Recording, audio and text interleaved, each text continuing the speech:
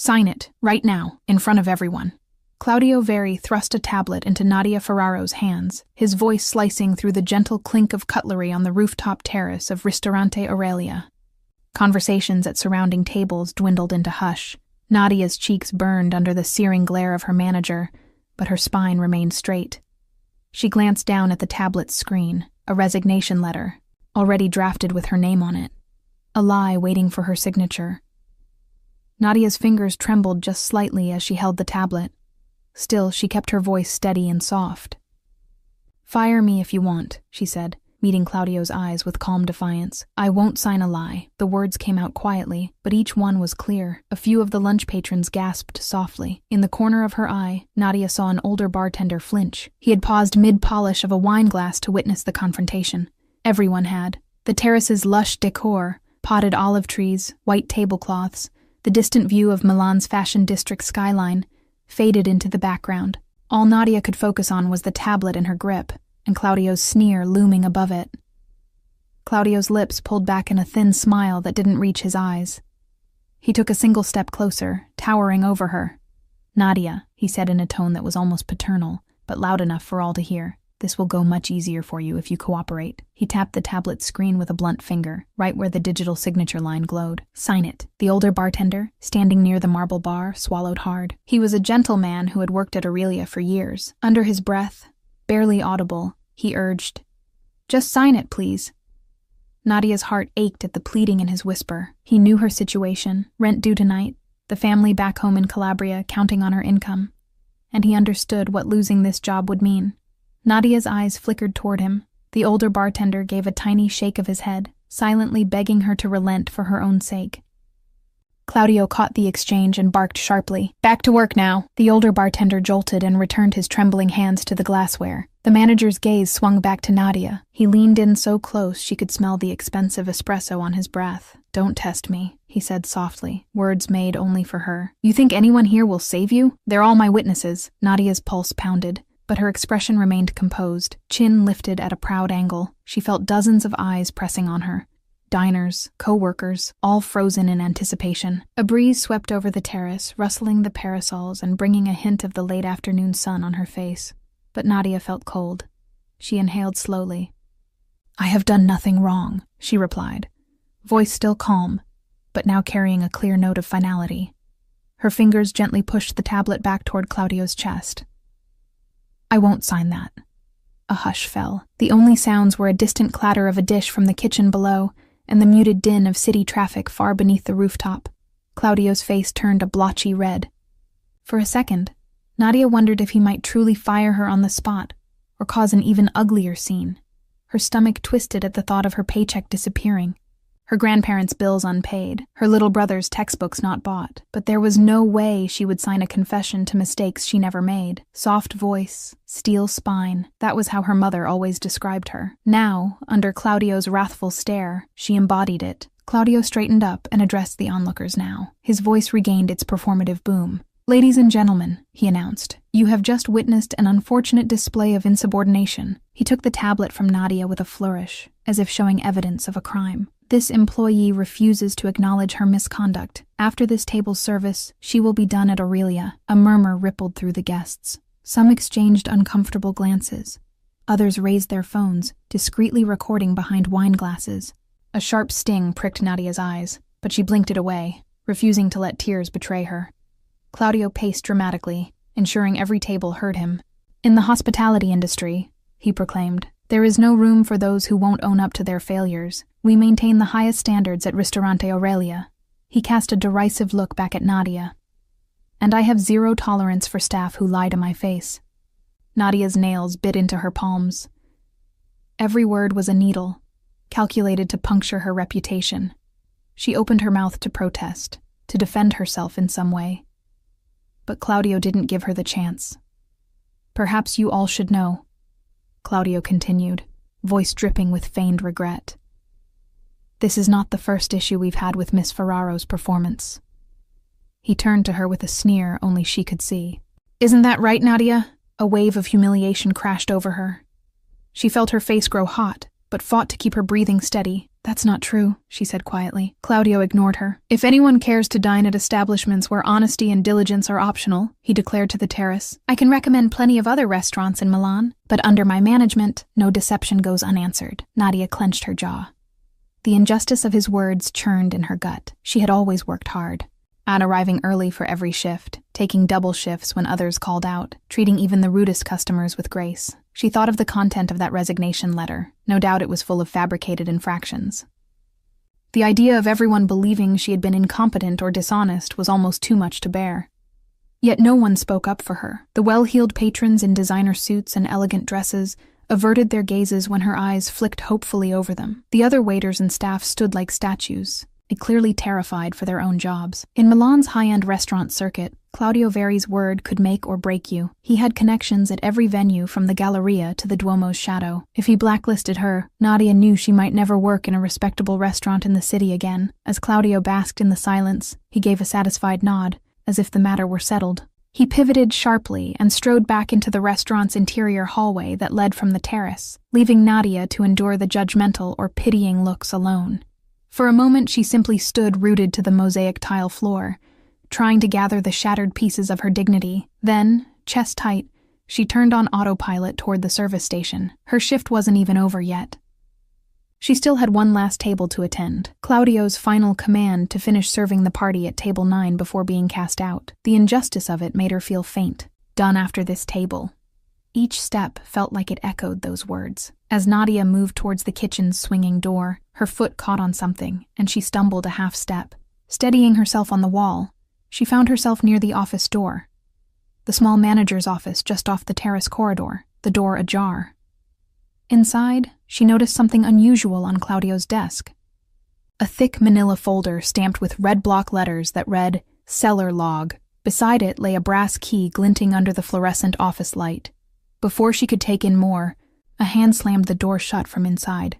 Nadia jumped back, heart thudding. Through the now closed door, she heard a rustling and a muffled curse. Claudio's voice. He must have realized she'd seen inside. For a split second as the door was swinging shut, she had glimpsed his face. And what she saw wasn't anger or irritation. It was panic. Real, unmistakable panic. Nadia backed away, confused. The cellar log. As far as she knew, that was just inventory sheets for the restaurant's prized wine cellar.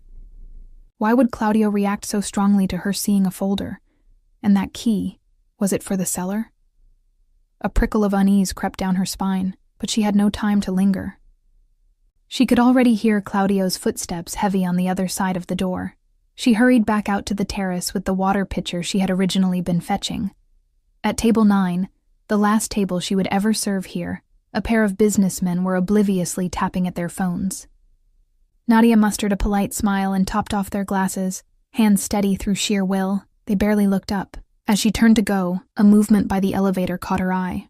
With a soft chime, the glass elevator doors slid open onto the terrace level. 3 men stepped out, backlit by the golden wash of the late afternoon sun. At the forefront was a tall man in a charcoal gray suit, crisp white shirt open at the collar without a tie. His stride was unhurried as he took in the scene with a cool survey. 2 others flanked him, one broad-shouldered with a neck as thick as a bull's. Nico, Nadia recognized at once.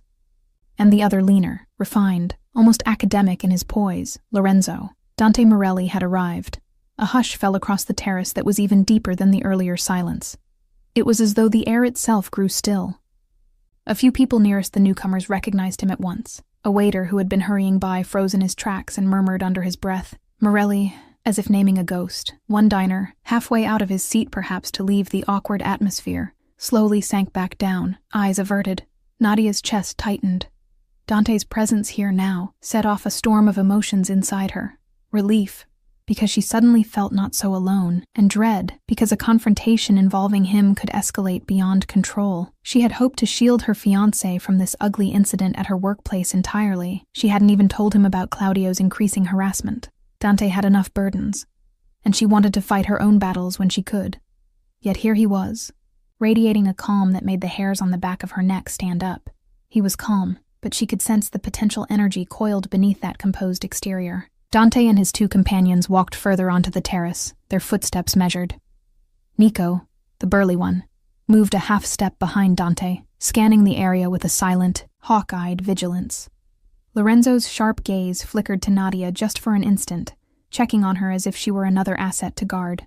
Nadia's heart thundered in her ears as Dante's eyes found her. Those eyes, deep-set, dark and steady, betrayed no surprise at what he was seeing.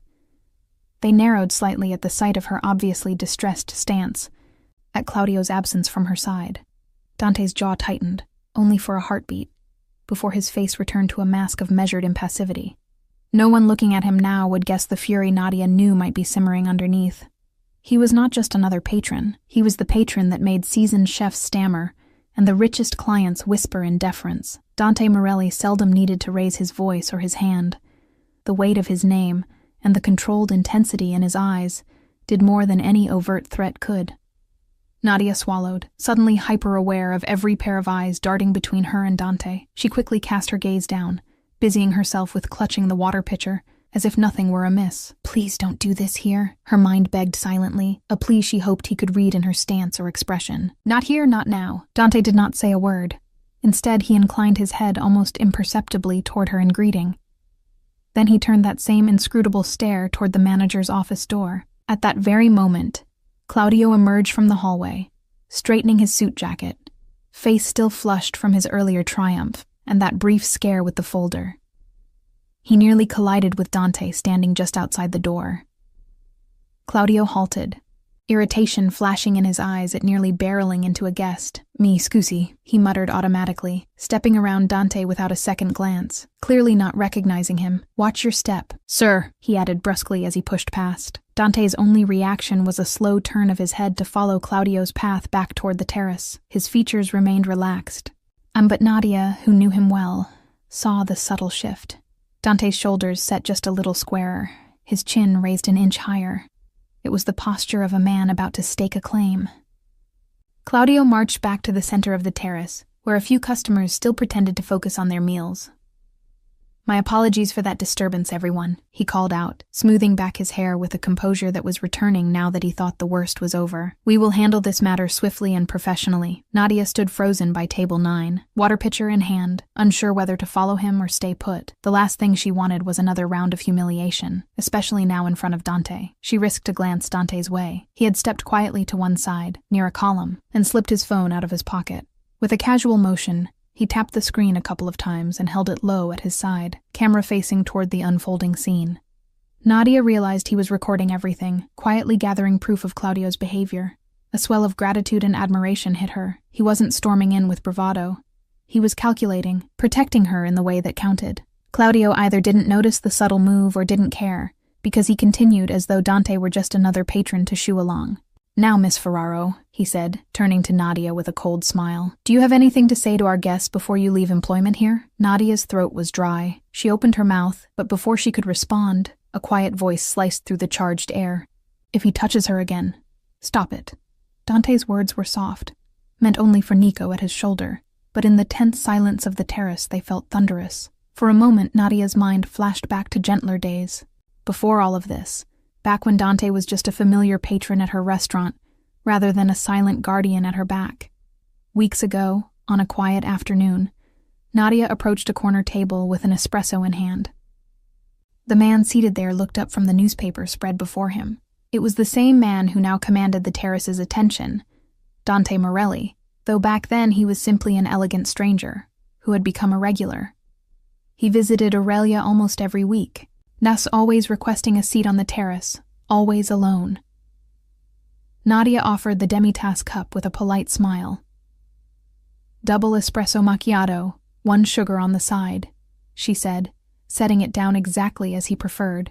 Dante arched an eyebrow, a faint surprise crossing his normally impassive face. "You remembered," he murmured. His voice was low and smooth, carrying just a hint of curiosity. "I remember every guest. It's my job, sir," Nadia replied evenly. There was no flirtation in her tone, just professionalism touched with warmth.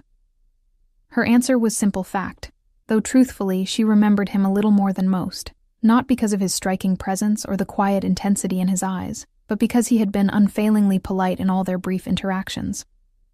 Unlike other wealthy diners who sometimes barely acknowledged her except to bark orders, Dante had always given her a courteous nod of thanks, a direct look in the eye. Dante regarded her for a long second. Nadia didn't fluster under his gaze.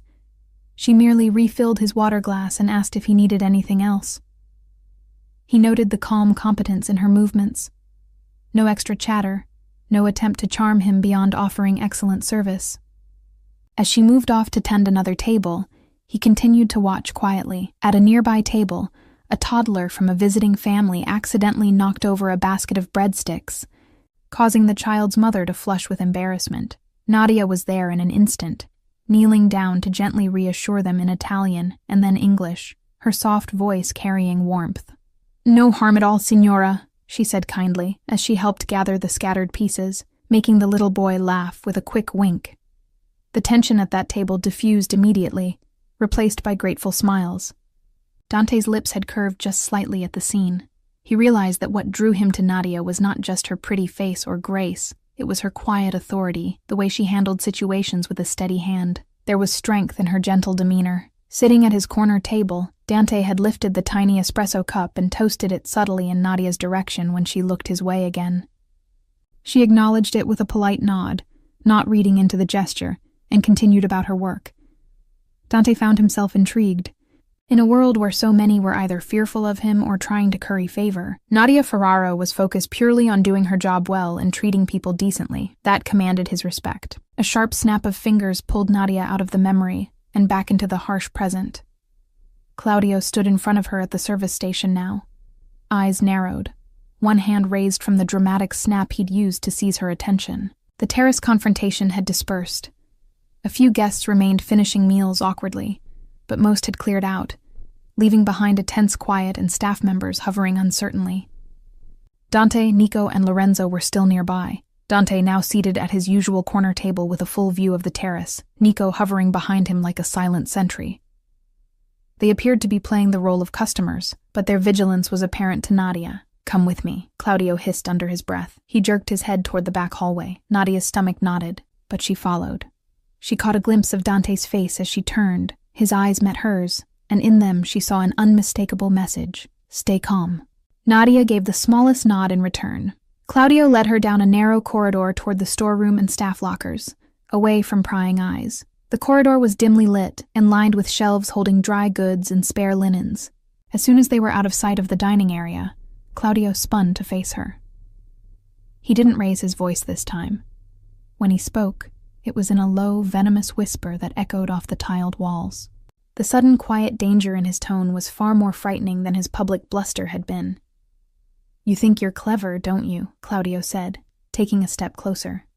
Nadia instinctively backed up, her shoulders brushing against a rack of clean tablecloths. He crowded into her personal space, but notably did not lay a hand on her. His face was inches from hers, contorted in a smile that didn't hide the malice in his eyes. "Defying me, making me look like a fool out there. That was a mistake, ragazza." Nadia's heart thudded, but she kept her chin up. "If standing up for myself makes me look clever, then maybe I am," she said quietly, refusing to shrink from him. Claudio's nostrils flared. "Drop the act. You're going to regret that little show. I have been very generous with you until now, but if you want to throw it all away, fine."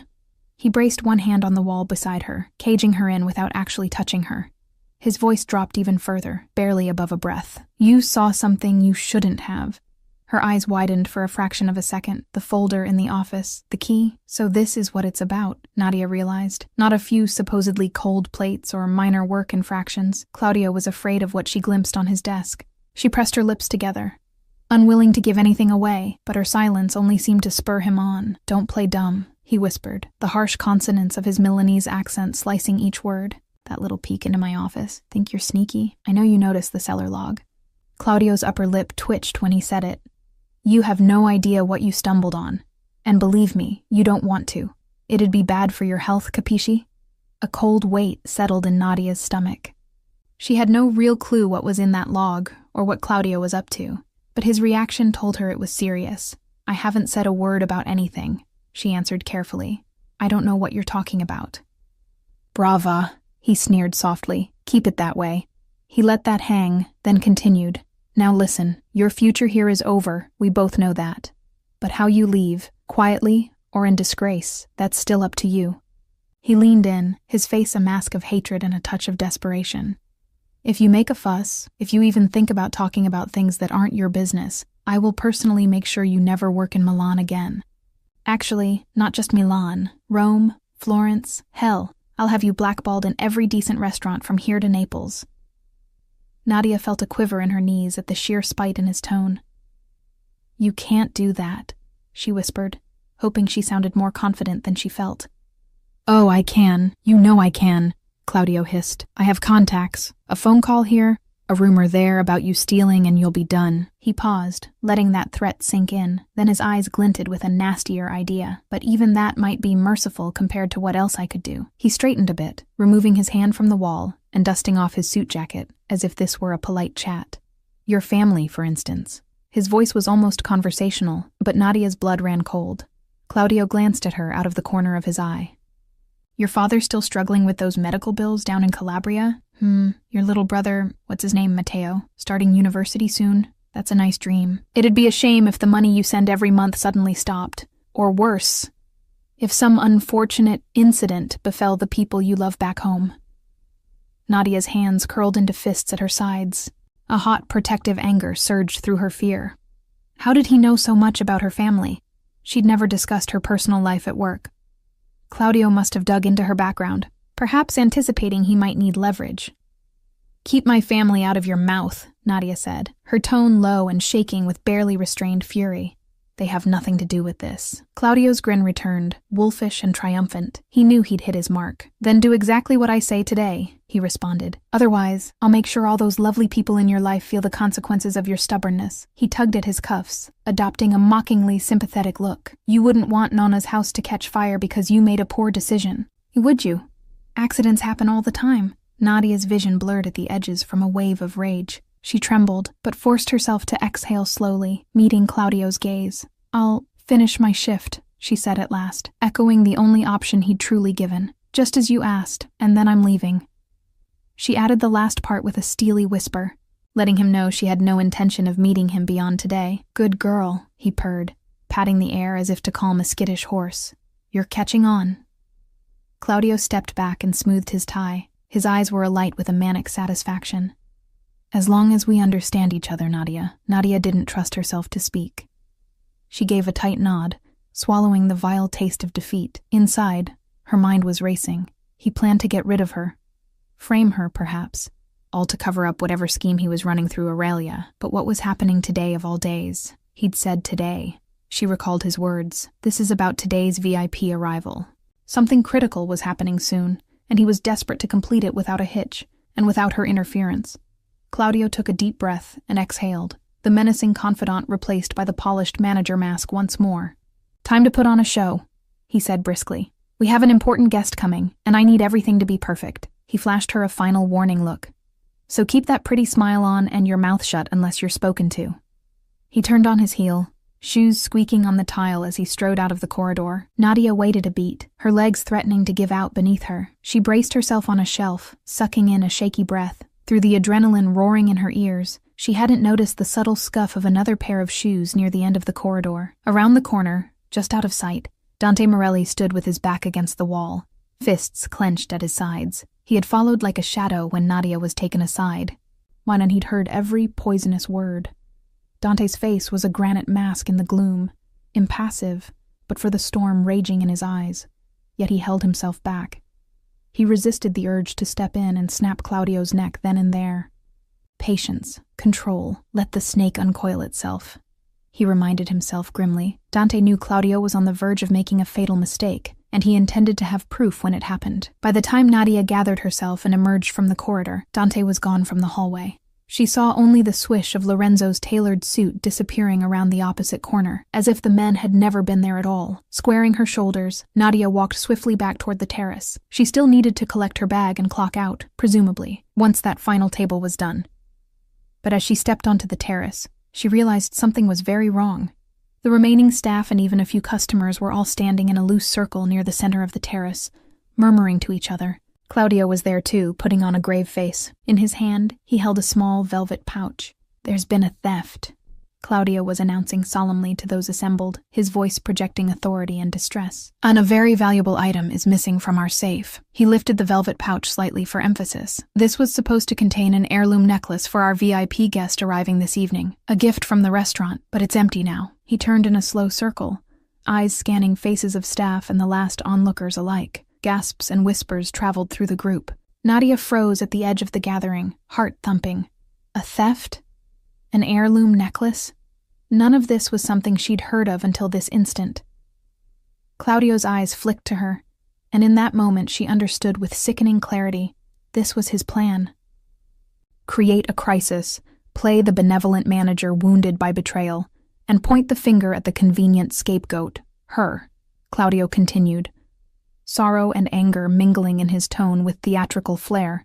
"It pains me to suspect anyone on my team, but the evidence—" He trailed off and shook his head, as if truly devastated. Then his gaze landed on Nadia and hardened. "Nadia Ferraro," he said, her name cracking like a whip in the silence. Every face turned toward her. Nadia's mouth went dry. She stepped forward slowly. "Yes, sir?" she managed, cursing the slight tremor in her voice. Claudio held up the empty velvet pouch. "You were near my office not long ago," he said, voice heavy with implication. "And you have access to this terrace where the safe is kept in the back room." That was a stretch. She had no such access normally, but reality mattered little now. "Before anyone leaves, I'm going to have staff belongings searched, starting with you." Nadia felt as if she'd been punched. She glanced around at her colleagues. Some looked apologetically away, others stared at her in shock. None dared object. Even the remaining patrons, perhaps 2 tables worth of well-dressed diners who hadn't yet paid their bills, watched in horrified fascination, like they'd stumbled into a live crime drama during dinner. Claudio stepped closer, addressing everyone as much as her. "If you're innocent, you have nothing to fear, Nadia," he said, spreading his hands. "But you must understand, given what's missing, I have no choice." He gestured to one of the busboys who had been hovering uncertainly. "Luca, go fetch Nadia's bag from the staff room." Then he gave Nadia a chilling smile. "We'll just take a quick look, to put any suspicions to rest." Nadia opened her mouth to protest, to insist that if something was missing, they should call the police, or that he had no right to search her personal property without cause. But she bit it back. This was exactly what he wanted, her protesting, making a scene, looking guilty. She could feel Dante's presence at the periphery, his dark silhouette standing by his table, watching intently. She had promised to stay composed, for her family's sake, for her own sake. So Nadia simply nodded and said, "Of course, if you think that's necessary." Claudio seemed almost disappointed by her measured response, but he masked it with a curt nod. The busboy named Luca soon returned, awkwardly carrying Nadia's battered faux leather handbag and the folded tote that held her street clothes. He looked miserable as he handed them to Claudio, clearly wishing he were anywhere else. Claudio set Nadia's things on an empty table and unzipped her handbag with a flourish, every movement slow enough to keep all eyes on him. Nadia's hands curled together tightly, her palms were clammy. She silently prayed that whatever trap he'd laid wouldn't actually appear, that maybe this was all a bluff. But deep down she knew better. A collective intake of breath sounded as Claudio reached into an inner pocket of her purse and pulled out a glittering silver chain. Dangling from it was a pendant, presumably the heirloom in question, a heavy teardrop emerald that gleamed even in the soft evening light.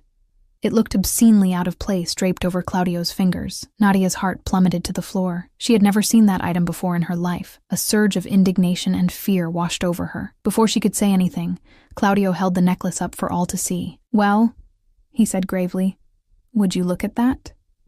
A loud murmur erupted. One of the remaining guests actually gasped, and a server beside Nadia put a hand over her mouth. Nadia felt heat flooding her face. She knew exactly how it looked, as if she had sneaked into the office, stolen the necklace, and stashed it in her own bag like an amateur. I didn't," Nadia began, her voice strangled. Claudio silenced her with a raise of his hand. He turned to the onlookers. "It gives me no pleasure to show you this," he said, sounding genuinely pained. "But I believe in honesty. It appears we've caught the culprit." Nadia's vision blurred with unshed tears of frustration. She couldn't let this stand. She stepped forward, her head high, even as her world seemed to be crumbling. "That necklace is not mine," she said firmly, loudly enough for those around to hear. I have never seen it before. Someone must have planted it. Claudio let out a cold, hollow laugh. Are you accusing me, Nadia? Or one of your colleagues? The very people who trusted you? Nadia's pulse raced. Her mind flashed to the CCTV cameras. She knew the layout of the restaurant well. There were security cameras in the office corridor and likely some covering parts of the terrace, too. If only she could get to the footage, it would prove she never went near the safe or her bag during the time frame in question. In fact, she realized suddenly she hadn't had her bag with her since she started her shift. It had been locked away until Luca fetched it. So how could she have even put that necklace in there while working? There had to be footage of that staff room or the hallway. Summoning courage from sheer desperation, Nadia faced the small crowd and spoke clearly. If you want the truth, she declared, then check the CCTV cameras. They will show exactly who went into the office and when. They'll show if I ever touched that necklace, or even went near where it was kept. For the first time, Claudio's facade faltered. A flicker of alarm crossed his face before he quickly composed himself. He opened his mouth, searching for a retort. One of the diners piped up hesitantly. Yes, a camera would clear things up. No? Others nodded in agreement, some staff as well. Emboldened by the logic of Nadia's plea, Claudio's jaw tightened. Unfortunately, he said, raising his voice to talk over the murmurs, the CCTV system has been down today. Technical issues. We can't rely on it. Nadia narrowed her eyes. How convenient. He was preemptively dismissing the one thing that could expose his lie. She shot back. That's strange. It was working this morning. She had seen the little red recording light near the entrance just earlier in the day. Claudio rounded on her, anger darkening his features. Are you questioning me? The system is down. End of story. We'll find out what you did without it. The conviction in his denial rang false to everyone listening. An uneasy tension settled over the group as some of the staff exchanged suspicious glances. It was a small sign. But Nadia sensed Claudio's refusal to check the cameras was as good as an admission of guilt in some eyes. From the corner of the terrace, a slow, deliberate clapping echoed. All heads turned toward the source. Dante Morelli was rising from his seat, giving a solitary, sarcastic applause. His face was composed, but his eyes were locked on Claudio with predatory focus. Claudio scowled, clearly recognizing Dante now as more than just a bystander. Sir, he said sharply, this is a private staff matter. I'll have to ask you to... Who are you to defend staff? Claudio retorted, but there was a slight crack in his voice. He realized he might have just barked up the wrong tree. Dante's approach was unhurried as he stepped fully into the circle. Nico, a silent shadow a few paces behind. Dante's tall frame seemed to tower even over Claudio now, though they were of a height. He looked down at the necklace glinting in Claudio's hand, then at Nadia's stricken face. Her eyes met his. She could see the question in them. Are you all right? She gave the tiniest nod, though nothing felt all right. Turning back to Claudio, Dante spoke quietly, but firmly, each word carrying weight. I suggest, he said, that you be very careful with what you say next. Claudio bristled, trying to salvage his authority. And who exactly are you to involve yourself in our restaurant's business? Nadia's heart leapt into her throat. She realized what Claudio was doing. He was trying to provoke Dante, to draw him into a confrontation. The rival's plan, whatever it was, likely hinged on capturing Dante losing control. And now Claudio, likely emboldened by promises of protection from that unseen puppet master, was playing with fire. Dante tilted his head slightly. A ghost of a smile touched his lips, a dangerous smile that didn't reach his eyes. Just a concerned patron, he said. One who doesn't like seeing good people framed. Claudio scoffed, though sweat was starting to bead at his temple. He gestured to the necklace in his hand. Framed? The evidence is literally in her bag. You saw it yourself. Are you accusing me of planting it, sir? His tone dripped with challenge, and he took one step closer to Dante, as if daring him. Nico moved forward instantly, but Dante lifted a finger ever so slightly, signaling him to hold. Nico stopped, muscles coiled like a spring.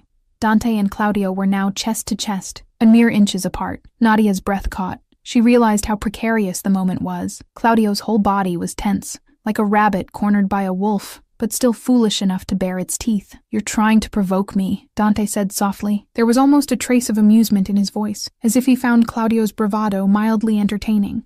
Only Nadia noticed Dante's left hand, which hung loosely at his side, and curl into a fist once before releasing. An exercise in self-control. Around them, Nobody dared to move or speak. A waiter who had been inching away froze in place. The air felt thick with impending violence. And yet Dante remained remarkably calm. Nadia could see the confusion on Claudio's face. This was not proceeding according to his plan. Claudio had expected threats, maybe an outburst, something he could show as evidence of the dangerous mafia boss to whoever was watching. Instead, Dante's composure was impenetrable. Claudio's phone buzzed in his pocket, breaking the spell. With a shaky exhale, he leaned back just enough to slip it out and glance at it. Nadia saw him read something, and his eyes widened slightly. In that brief distraction, Dante stepped back, giving Claudio a curt, almost polite distance. Claudio's thumb skated over the phone screen in a quick, hidden motion as he shoved it back into his pocket. Nadia caught a glimpse of his face. It was slick with sweat now, panic creeping in at the edges. He just received some message, and whatever it was ratcheted his anxiety even higher. A realization struck Nadia. Someone else was orchestrating this behind the scenes. Claudio was taking cues from an unseen puppet master. Dante seemed to have caught on as well. His eyes narrowed at Claudio's pocket where the phone disappeared. Behind Dante, Lorenzo subtly cleared his throat, drawing Dante's attention. Lorenzo gave the smallest of nods, and then flicked his gaze toward the rear hall, the direction of the manager's office and security room. Dante's lips pressed into a line. Nadia sensed an unspoken communication pass between them. Dante turned to Claudio one more time. In a voice that could freeze wine, he said, "This ends now. One way or another," he added quietly. "You're not doing this alone." There was an authority in his tone that made even the uninvolved guests shiver. He nodded to Lorenzo. The refined man in the trim suit adjusted his cuffs and headed purposefully towards the restaurant's interior without a word, as if he owned the place. Nadia's heart pounded. She knew Lorenzo as Dante's advisor of sorts. She watched as Lorenzo approached the door that led to the back offices, the door that normally required a staff keycard to open. Without hesitation, Lorenzo reached into his jacket. Instead of a card, he simply pressed a hand against the lock mechanism, and click, the locked door yielded under his touch. Claudio's eyes bulged. How did you?" he sputtered, momentarily forgetting his role. Lorenzo spared him a cool glance. "Management access," he said simply, arching an eyebrow with a faint smirk. It was a bluff. Nadia doubted he had any legitimate access, but he had opened that door as easily as breathing. Perhaps he had some master key or gadget Dante's people provided, or perhaps he'd long ago greased the right palms for emergency situations like this. Whatever the case, to those watching, it looked almost supernatural. A whisper went through the staff. He got in. How? Nadia found herself moving, drawn by the tidal force of whatever would happen next. She joined Dante's side as they all followed Lorenzo through that door. Claudio, recovering from his shock, rushed after them. "Stop!" he barked. "You can't go back there." No one paid him heed. Dante's presence propelled them forward down the narrow back hallway toward the security room. A couple of line cooks peered out from the kitchen, bewildered as this odd parade passed. The owner's stylish advisor leading the way, the waitress everyone had thought guilty, walking beside a man whose mere aura parted the crowd, and the manager bringing up the rear, red-faced and stumbling in protest. They reached the CCTV monitoring room, a small space crammed with screens showing feeds from various cameras, the dining areas, entrances, hallways. It was usually locked, too, but Lorenzo had obviously anticipated that. He was holding the door open, having bypassed this one just as easily. Claudio shoved forward, finally mustering some courage when he saw where they were. "This is off limits," he shouted, voice high with panic. He tried to push in front of Lorenzo to block the monitors, but Dante's arm appeared, barring him with an iron grip across his chest. It was the first time Dante had touched Claudio at all, an almost casual movement, yet it stopped the heavier man dead in his tracks. Claudio let out a stifled grunt as Dante released him. "Check the footage from the last hour on camera 5 and 6, Dante said quietly to Lorenzo. Nadia's stomach flipped. Camera 5 covered the manager's office hallway. Camera 6 was the employee locker area. Of course Dante would know the camera numbers. He had a way of knowing things that others assumed he wouldn't. Lorenzo's fingers flew over the keyboard. Multiple screens flickered through timelines. "Don't you dare!" Claudio yelled, regaining his voice. He lunged toward the desk, hand outstretched to yank the power cord or smash something, anything to stop what was coming. He never made it. Nico intercepted Claudio's wrist midair with lightning speed. The manager struggled, but Nico held him in an unyielding grip, forcing Claudio's arm down to his side. "Don't," Nico said, his first spoken word of the night, delivered almost in a bored tone but with unmistakable menace. Claudio panted, trying and failing to wrench free. Everyone pressed into the small room to see the monitors. Nadia, a few brave staff members, and even one of the lingering patrons had followed as far as the hallway, curiosity overwhelming decorum. The screen blinked, an image playing back in grainy color. The timestamp in the corner showed just 20 minutes ago. It was the camera covering the narrow hall outside the staff locker room. Nadia watched, breath in her throat, as a figure came into view. Claudio. He looked around furtively, then produced something from his pocket, the velvet pouch and necklace, clearly visible even in the low-quality video. The room was deathly silent, save for the electronic hum, as everyone saw Claudio tuck the necklace into a brown leather handbag. Her handbag.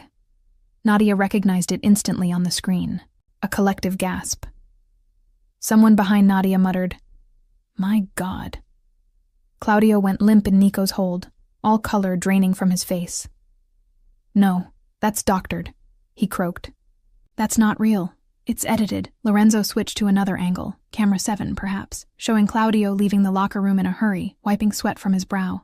The timestamps matched. It was crystal clear what had happened. Nadia felt a dizzying rush of relief and righteous anger. "You planted it," she breathed, staring Claudio down. "You set me up." Claudio's mouth worked soundlessly. For a moment he looked to the doorway, as if considering a dash for it. Nico's hand on his arm tightened subtly, a reminder that running was a very poor idea. Outside the security room, the small group of onlookers began to murmur among themselves. The few who had thought Nadia guilty now looked at Claudio with disgust. The tables had turned completely. All of Claudio's earlier confidence had evaporated like steam. His shirt was visibly damp with sweat. "This doesn't prove anything," Claudio tried weakly. I was investigating, and I found the necklace and was returning it to the safe, yes. "By hiding it in an employee's bag?" one of the servers interrupted incredulously. "Seriously?" Claudio glared at the staffer, but his fury held no power now. He was caught, and he knew it. With a strangled sound, he suddenly whirled on Nadia. "You," he spat, as if conjuring a last scrap of bravado. "You think you're clever? You think this will save you?" Nadia was taken aback by the venom in his voice. "The truth is already out, Claudio," she replied, exhaustion creeping into her tone. "It's over. Over." Claudio gave a bark of near-hysterical laughter. "You have no idea, do you?" He looked around wildly, from Dante to Nadia, to each face in the room. "None of you have any idea what you've stepped into." Dante moved closer to Claudio, who was still held fast by Nico's implacable grip. "Then why don't you enlighten us?" Dante said with icy calm. In that moment, Dante's control was as frightening as any shout. A man about to deliver wrath, but doing so in a soft, almost courteous voice. Claudio's eyes darted to Dante. The facade of the cocky manager was gone. In its place was a very frightened man. His lips trembled, but whether it was from rage or fear was hard to tell. When he spoke next, his voice was unsteady, rising in pitch. "You think I did all this on my own? You think I'd risk everything just to take down some waitress?" He sneered the last word, though his bravado was hollow now. No, I'm not that stupid. I'm not alone in this." Nadia's heart kicked. There it was, the admission. Dante's eyes flashed dangerously. "Who are you working with?" he demanded softly. Claudio clamped his mouth shut. A bead of sweat rolled down his temple. He shook his head, a slight manic giggle escaping him. "It doesn't matter. I'm finished either way." He shot a glance at Dante that was equal parts hatred and despair. "You've made a powerful enemy, Morelli. He's been waiting for a chance to bring you down." And now, Claudio's gaze flickered to Nadia, and a sickly grin twisted his mouth. "Now he knows exactly where to hit you, right where it hurts." Nico gave Claudio a jolt, perhaps as a warning to watch his tongue. But Claudio had the look of a man who had nothing left to lose. He leaned forward as far as Nico's hold allowed, eyes wild and locked onto Dante. "You think this is about a restaurant? About me? Idiot. They'll use her to bring you down." The words hung in the air, sharp as knives. Nadia felt the blood drain from her face. She didn't need it spelled out more clearly than that. She was Dante's weakness. That's what Claudio was saying. Or rather, what the person behind Claudio believed. And now that person had been alerted. Dante's calm mask finally cracked. Something feral flashed across his features as he processed Claudio's threat to Nadia. In a blur, He closed the distance between them. His hand shot out not to strike, but to grab Claudio by the collar. Nico released the man as Dante pinned him against the wall with one forearm. "You listen to me," Dante growled in a voice so low it was nearly a whisper, yet it felt thunderous. Nadia had never seen Dante touch someone in anger before, not like this. "If any harm comes to her..." Dante didn't finish the sentence. He didn't have to. The deadly promise in his eyes was enough. Claudio, face flushed from the pressure on his chest, gave a strangled whimper. "It's not up to me. You know that," he rasped. Dante held him there a moment longer, then slowly let him go. Claudio slumped, coughing and trembling. Behind them, Lorenzo cleared his throat gently. "Sir," he said to Dante in a tone that was both respectful and urgent. Dante knew what he meant. There were still witnesses here, watching his every move, and the real enemy was still out there, not in this room. Dante stepped back. He adjusted his cufflinks calmly, as if nothing had happened, though his eyes remained fixed on Claudio, who was now hunched over, hands on his knees, gasping for breath. The silence in the little room was electric. Finally, one of the cooks broke it by asking timidly, "Should we call the police?" Claudio let out a desperate laugh. "Yes!" he croaked. "Call them! Arrest me! Do whatever you want! It won't change a thing!" He stared straight at Dante as he said this, a hint of malicious satisfaction creeping back into his gaze. "You're as good as dead, Morelli. He'll never let this go. Not after tonight." Nadia found herself moving before thinking. She stepped in front of Dante, interposing herself between him and Claudio's pathetic figure. She wasn't sure if she did it to shield Dante from Claudio's spite, or to shield Claudio from Dante's wrath. "Enough," she said, voice firm. "Claudio, it's over for you. If you have a shred of dignity left, you'll accept that." Claudio slowly straightened, eyes dull. He looked at Nadia with something almost like pity, but twisted. "Over for me? Maybe," he muttered. Then a cruel smirk curled his lips. "But for you, Miss Ferraro, this is just the beginning. You have no idea who your fiancé really is, what kind of war you're about to be caught in." Fiancé. The word rang out, and several people gasped. It had finally clicked for them. Nadia saw the looks of astonishment, some of the staff covering their mouths as they put together the pieces. Dante Morelli wasn't just some benefactor or random mafia boss intervening. He was hers.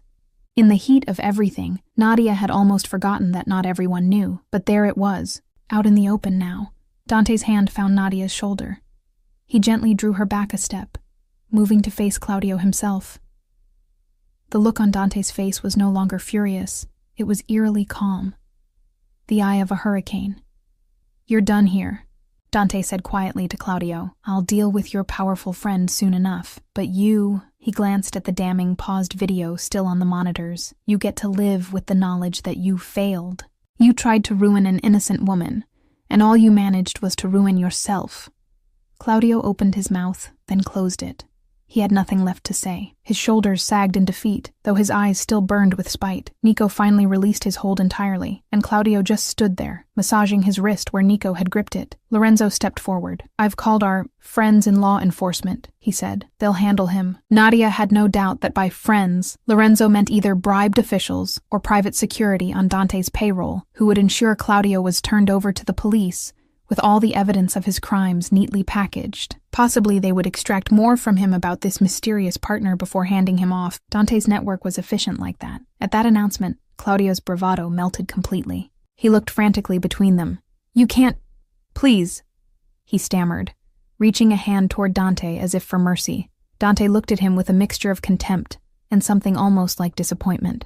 As if Claudio was less a villain now, and more a pathetic creature. "Go quietly, and maybe you'll survive to see a prison cell," Dante said softly. Claudio's face crumpled. Two men in dark suits, arriving so swiftly Nadia wondered if they'd been waiting just outside, stepped into the room. They each took one of Claudio's arms. This time he did not struggle. He simply hung his head as they escorted him out. A heavy silence was left behind. Nadia realized her hands were shaking and clasped them together to hide it. Her co-workers, those who remained, were looking at her and Dante with a mixture of awe and trepidation. The truths revealed tonight, Claudio's scheme, the fact that Nadia's fiancé was apparently a man with enough power to unlock doors and call in instant justice, would no doubt be the talk of their lives for years to come. But right now, Nadia didn't want to think about any of them. She turned to Dante. The adrenaline of the confrontation was ebbing, leaving behind exhaustion and the raw sting of the evening's traumas. Dante was already looking at her, his expression gentler now, full of concern. "Are you all right?" he asked quietly, just for her ears. Before she could answer, a sudden clapping erupted from the doorway. They all turned to see one of the lingering patrons, the well-dressed stranger who had been watching calmly earlier. He was giving a slow clap, a thin smile on his face. Something about him instantly set Nadia's nerves on edge. The stranger took a few steps forward into the now crowded hall outside the security room and said, "Bravo, what a performance." Nadia frowned. This must be the VIP critic or investor, she thought, the one who Claudio said was arriving around sunset. He was early 40s, slick hair, and a tailored suit that screamed money. His eyes, however, were fixed not on her, but on Dante, and they gleamed with a predatory amusement. Dante's whole posture shifted subtly, becoming guarded. Nico and Lorenzo were instantly on alert too, flanking Dante almost instinctively. It was as if some invisible showdown had just begun between the newcomer and her fiancé. Nadia sensed an undercurrent she didn't fully understand. But from Dante's clenched jaw, she realized who this must be, the rival. The stranger's gaze slid to Nadia and raked over her appraisingly, making her skin crawl. "So this is the famous Nadia Ferraro," he said lightly, as if tasting her name. "I must say, she's even lovelier in person." He gave a shallow bow of his head toward Nadia, mock courteous. Dante moved half a step in front of Nadia, a subtle but clear gesture of protection. His voice remained calm, but there was a lethal edge to it.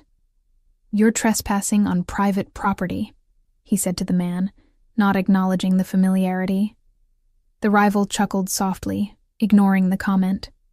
"Dante Morelli, always cleaning up messes. You did well, intervening for your lady love."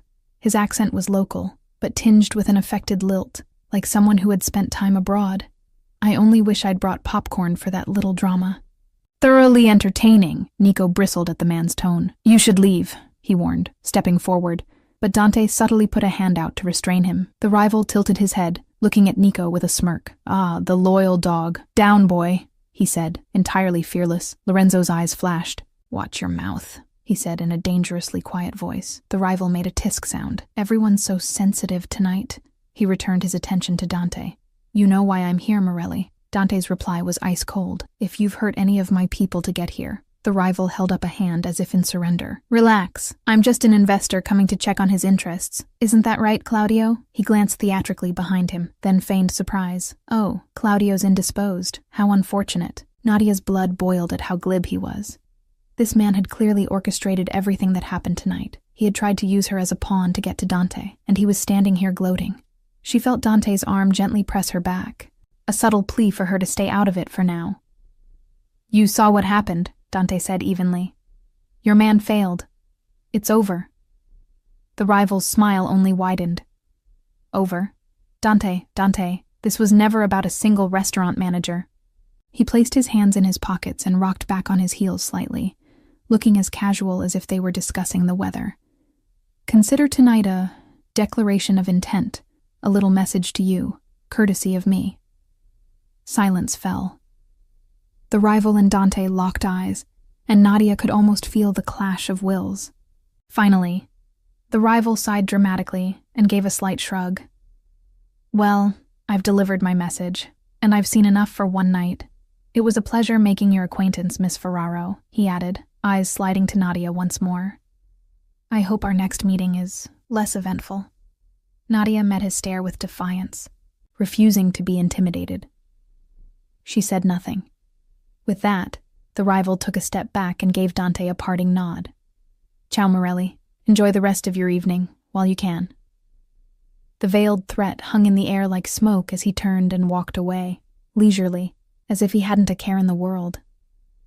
Nico made to follow him, anger etched on his features, but Dante stopped him sharply. "No," Dante said under his breath. "Not here. Not now." Nico looked frustrated but obeyed, falling back. As the rival's footsteps receded, so too did the rigid tension in the air. Dante exhaled slowly, running a hand through his hair. Nadia realized her heart was hammering as if she had run a marathon. She watched Dante exchange looks with Lorenzo and Nico, an unspoken conversation about not taking the bait, about choosing their next steps carefully. Lorenzo adjusted his glasses, clearing his throat. Perhaps we should get Miss Ferraro out of here, Dante. Dante nodded. Agreed. He placed a gentle hand on Nadia's back. The warmth of his touch was grounding in the chaos of the moment. We're leaving, he said softly to her. Nadia had no objections. As they began to walk, her voice shook with a quiet question. If I'm with you, am I always a target? Dante's face was grave in the dim light. Yes, he answered honestly. She felt drained and exposed, as though every eye was still on her, even though most of the staff had scattered by now to share the news or recover themselves. She realized with a start that tears were threatening behind her eyes, not of sadness, exactly, but the overwhelming swirl of relief and adrenaline crash and fear for what had almost happened. Dante guided her down the back hallway, away from the prying eyes of the dining terrace. Nico and Lorenzo walked ahead to clear the path. They moved as one unit through the service exit into a private back alley where a sleek black car was already waiting, engine purring quietly. The night air of Milan hit Nadia's face, cool and crisp, smelling of city life and a hint of herbed bread from a nearby bakery prepping dough for morning. Only now did she realize the sun had set completely. How long had all this taken? It felt both like an instant and an eternity. Nico opened the rear car door without a word. Lorenzo murmured, "I'll follow in the second car," and slipped away into the shadows, likely to coordinate cleanup or to monitor if the rival lingered. Dante helped Nadia into the car with a protective hand on her head so she didn't bump it. She slid onto the cool leather seat, Dante right behind her. As the door closed and the vehicle pulled away, tinted windows separating them from the world, Nadia's composure finally cracked. Her shoulders started to shake. She pressed a hand over her mouth, but a small sob escaped. It was all too much. Claudio's malicious setup, the threat to her family, the humiliation in front of everyone, and the revelation of the rival who saw her as nothing more than leverage.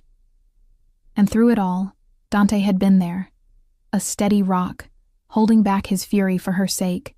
The enormity of it all crashed over her. She felt Dante's arm wrap around her gently. He didn't rush her or shush her. He just held her close, letting her release the pent-up emotion in muffled sobs against his chest. The car navigated through the streets of Milan smoothly, streetlights casting fleeting silver bars of light across Dante's face as he gazed down at her. After a few minutes, Nadia managed to take a deep breath and regain some control. "I'm sorry," she whispered, embarrassed by her outburst. "Don't be," Dante said, his voice a low rumble of reassurance. He reached into his pocket and pulled out a silk handkerchief, offering it to her. She took it gratefully, dabbing her eyes and taking another steadying breath. They drove in comfortable silence for a while. Dante didn't press her to talk, and she was thankful for that. Instead, he gently stroked her shoulder, the simple contact reminding her she wasn't alone. Finally she spoke, voice soft but steady enough now. "You didn't stop it sooner." There was no accusation in her tone, only the hurt that had been hiding under her shock. Nadia lifted her gaze to him. "You saw what he was doing to me back there, Dante. Why didn't you step in earlier?" Dante's dark eyes met hers, filled with regret and something else. Something like pain, because that's what he wanted, Dante answered after a moment. "Claudio and whoever he was working for, they wanted me to lose control. To intervene in the heat of the moment, on camera, in public." He exhaled, jaw tightening as if disgusted by the thought of having played into their plan. "If I had acted too soon, it would have given them exactly what they needed. A show of violence, an excuse for whatever they planned next. I had to wait. To catch him red-handed instead." Nadia absorbed his explanation. It made sense. It aligned with the cunning, methodical side of Dante she knew. Still, the memory of enduring Claudio's humiliation and threats alone, even briefly, cut her deeply. "Do you have any idea how it felt?" she whispered, voice hitching. "To see you there and wonder if you would let him destroy me just for some strategy?" Dante's face crumpled with contrition. He gently took her hand in both of his. "I'm sorry," he said, and she knew how rarely those words left his lips. "Nadia, I hated every second of it, watching him treat you that way." His eyes flashed with remembered fury, then he squeezed her hand, bringing himself back to calm. "It took everything in me not to rip him apart on the spot, but I knew if I did, the real mastermind would slip away, and you'd still have that cloud over you. I needed him to incriminate himself, and he did." Nadia closed her eyes a moment. She thought of the video evidence, how clearly it vindicated her, and how Dante's restraint had indeed allowed for that outcome. He was right, but the personal cost. She looked at him again. "I understand," she said quietly. "I do. It's just, when it's you being humiliated and your whole life being torn down in front of everyone, it's hard to be patient." Dante lifted her hand to his lips and pressed a tender kiss to her knuckles. It was an old-fashioned, gentle gesture that never failed to flutter her heart. "You were incredible," he murmured. "I knew you could handle him. You're the strongest person I know, Nadia." Soft voice, steel spine. "You proved that tonight, beyond any doubt." She managed a small smile at hearing the phrase that so perfectly described her, and the fact he remembered it from something she'd once told him her mother said. "Steel melts under enough heat," she said, trying to make it a light joke. But it came out a bit shaky. Dante shifted, cupping her cheek with his free hand. "Not yours," he said. "You bent, but you didn't break, and you never will. Not if I have anything to say about it." They shared a quiet look, the kind that made the rest of the world recede. Nadia saw the raw honesty in his eyes. This man, her fiancé, a person feared by so many, looked at her as if she were something precious and unbreakable at once. She leaned into his hand, resting her cheek fully against his palm. The car slowed to a smooth stop. Nadia realized they had arrived at one of Dante's properties, a discreet, upscale cafe by the canals of Navigli, closed at this late hour. Dante must have instructed the driver to bring them here, away from prying eyes. The driver opened the door for them. Nico had driven separately with Lorenzo, presumably to ensure all was safe. They stood nearby now, keeping a respectful distance by the car, as Dante helped Nadia out. "Take a walk with me," Dante said softly.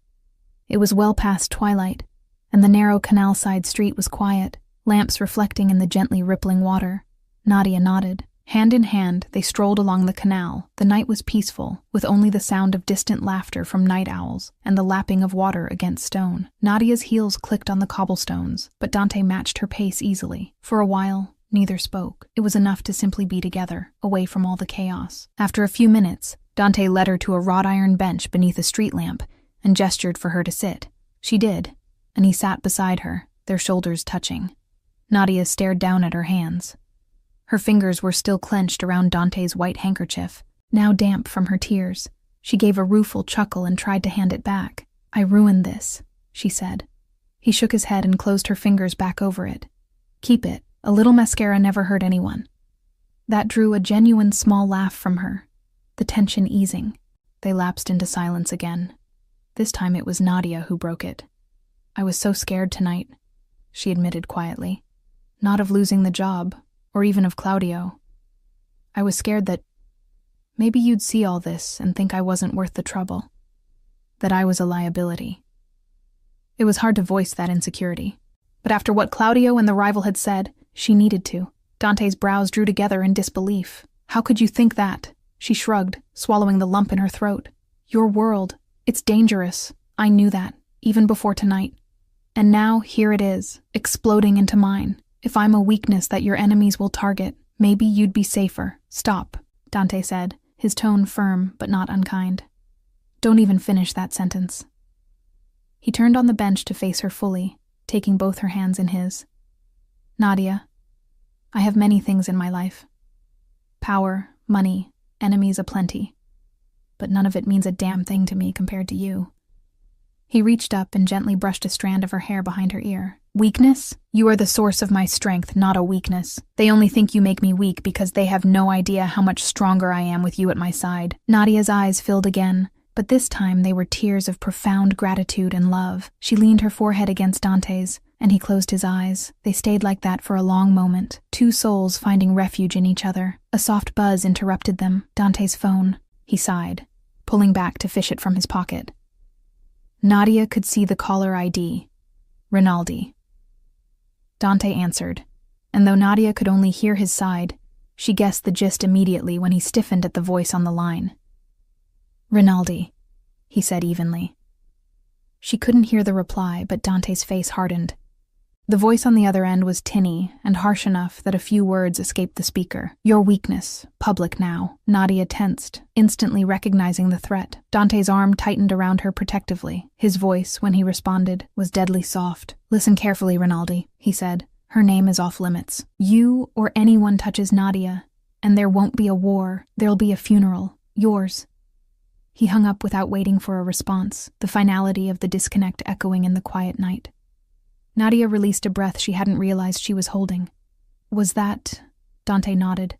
The rival, Marco Rinaldi. His jaw was set like stone. He wanted to make sure I got the message that you're in the crossfire now. Nadia swallowed, absorbing that. It was one thing to suspect, another to hear it confirmed. So it doesn't end here. Dante looked at her with apology and determination woven together. No, not yet. He made a move. Now I'll make mine, but I promise you this. He took her face in his hands. I will keep you safe. Always. Nadia searched his eyes. I know, she said, and she meant it. She had no illusions about the danger, but she also had no doubt in Dante's vow. A cool breeze blew along the canal, ruffling Nadia's hair. She shivered slightly, and Dante pulled her into his warmth. They sat quietly, as the stars glittered above, each lost in their own thoughts of what the future might hold. Finally, Nadia spoke with a gentle firmness. I'm not going anywhere, you know. A small smile touched Dante's lips as he looked down at her. I should hope not. I've grown rather fond of having you around. She nudged him lightly. I mean it. If I'm a target now, so be it. But you and I, we face it together. Partner, remember? Dante's smile widened and he pressed a kiss to her temple. How could I forget? They stood up from the bench, still holding each other. Dante took something out of his pocket, a velvet ring box. Nadia's breath caught.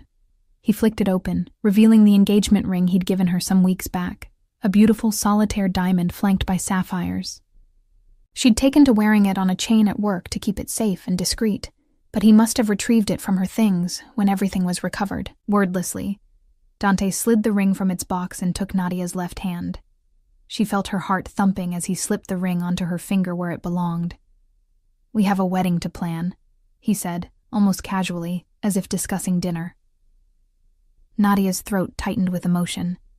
She looked at the ring, then up at the man who placed it there. Yes, we do. He leaned down and captured her lips in a tender, lingering kiss. Nadia melted into it, all the fear and stress of the day dissolving, replaced by the steady flame of love that burned between them. When they finally parted, both of them were smiling. Dante rested his forehead against hers. In a voice that was almost a reverent whisper, he said, I will fight the world if I have to. For you, with you, always with respect between us, always with love. Nadia closed her eyes, letting those words imprint on her soul. In that quiet moment by the canal, she believed him wholeheartedly. Whatever storms might come, and they would come, they would face them side by side. As they turned to leave, walking back toward the waiting car and the loyal friends who would ferry them to safety, Nadia glanced up at Dante. To the rest of the world, he might still appear as he always did. Composed, formidable, untouchable. He was a mafia boss to the world. But to her, he was the man who could fight the world and still choose respect.